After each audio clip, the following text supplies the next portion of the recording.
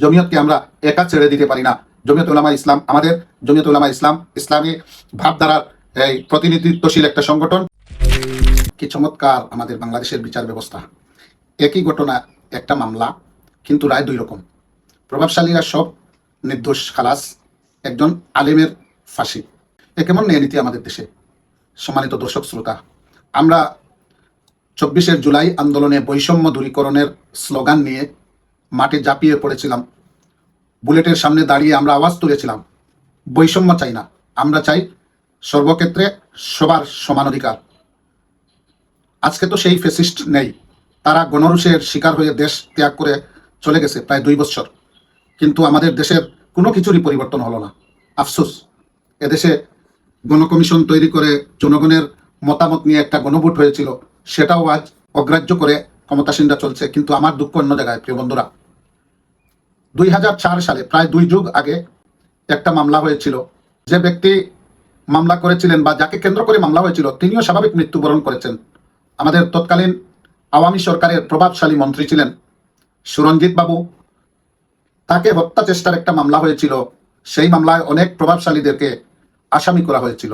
সেই মামলার আসামি ছিলেন তৎকালীন স্বরাষ্ট্র প্রতিমন্ত্রী লুৎফুজ্জামান বাবর সহ আমাদের সিলেটের বর্তমান প্রবাসী কল্যাণ মন্ত্রণালয়ের দায়িত্বে যিনি আরিফুল হক চৌধুরী, ওনারা আসামি ছিলেন। ওনারা তো একটা শক্তিশালী দলের নেতা, যে দলটা এখন ক্ষমতায়। এজন্য ওনারা 7 জনই খালাস পেয়ে গেলেন। বলির পাটা হলেন একজন আলেম, সেই সময় তরুণ একজন আলেম ছিলেন, যিনি জমিয়তে উলামায়ে ইসলাম বাংলাদেশের অঙ্গ সংগঠন ছাত্র জমিয়তের নেতা ছিলেন।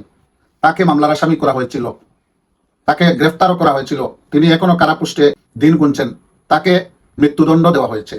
আমরা এমন প্রহসনের বিচারের তীব্র নিন্দা ও ঘৃণা জানাচ্ছি, এবং সাথে সাথে সম্মানিত দর্শক শ্রোতা সহ উলামা একরামকে বলবো, এই সিলেটের একটা আলাদা সুনাম রয়েছে, যে এই সিলেট আলেম উলামা অধ্যুষিত একটা এলাকা।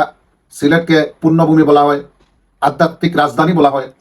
যাদের জন্য এই সিলেট পুণ্যভূমি, যাদের জন্য সিলেট আধ্যাত্মিক রাজধানী, আজকে তাদের একজন সদস্য, তাদেরই একজন জ্ঞাতি ভাই, তাকে কারাপোস্টে রেখে এখন মৃত্যুর রশিতে ঝুলানো হবে।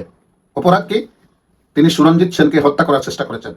সেই সুরঞ্জিত সেন, তিনি স্বাভাবিক মৃত্যুবরণ করেছেন, কোনো বোমার আঘাতে বা বুলেটের আঘাতে তার মৃত্যু হয়নি। আজকে প্রভাবশালী যারা সবাই নির্দোষ খালাস হয়ে গিয়েছেন, তাদের অনুসারীরা, আমাদের ক্ষমতাসীন বিএনপির সকল কর্মীরা আজকে আনন্দিত, তাদের নেতারা খালাস পেয়ে গেছেন। কিন্তু এই জমিয়তে উলামায়ে ইসলাম, এটা এদেশের প্রাচীন একটা সংগঠন, যারা উলামায়ে কেরাম এদেশের মুমিন মুসলমান ইমানদারদের প্রতিনিধিত্ব করছেন দীর্ঘদিন থেকে। ওনারা এবার ইলেকশনেও তো বিএনপির ডান হাত ছিলেন। এই উলামায়ে কেরাম, জমিয়তে উলামায়ে ইসলাম, তারা নিজেদের সুনাম খ্যাতি উপেক্ষা করে বিএনপিকে সাপোর্ট করেছিল, সমর্থন করেছিল, যার দরুন গোটা দেশে বিএনপিকে ভোট দিয়েছিল আলেম সমাজের বিশাল বড় একটা অংশ। এই জমিয়তে উলামায়ে ইসলাম যদি বিএনপির সাথে না থাকতো, তাহলে বিগত নির্বাচনের চেহারা অন্যরকম হতো।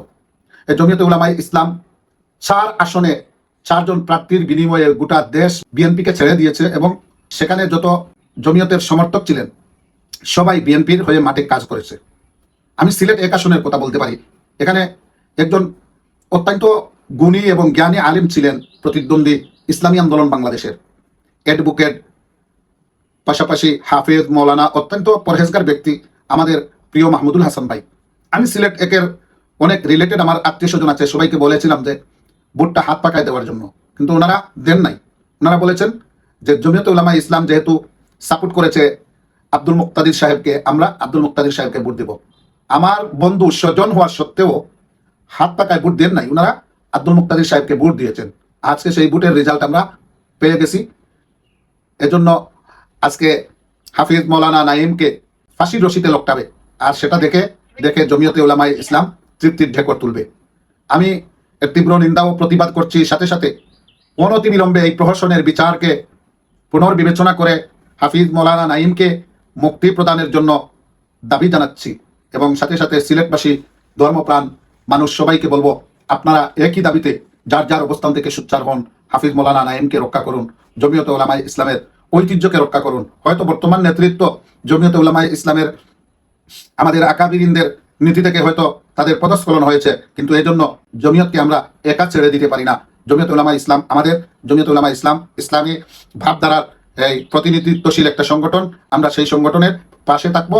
আশা করছি জমিয়ত উলামা ইসলামের নেতৃবৃন্দের সঠিক বুঝোদয় হবে এবং এদেশের আপামর জনসাধারণকে সাথে নিয়ে হাফিজ মাওলানা নাইমকে রক্ষা করার জন্য একটা স্বতঃস্ফূর্ত আন্দোলন গড়ে তুলবে, সেই প্রত্যাশায় আজ বিদায় নিচ্ছি বন্ধুরা। দেখা হবে পরবর্তী অন্য কোনো আলোচনায়, অন্য কোনো ভিডিওতে। আসসালামু আলাইকুম ওয়া রাহমাতুল্লাহ।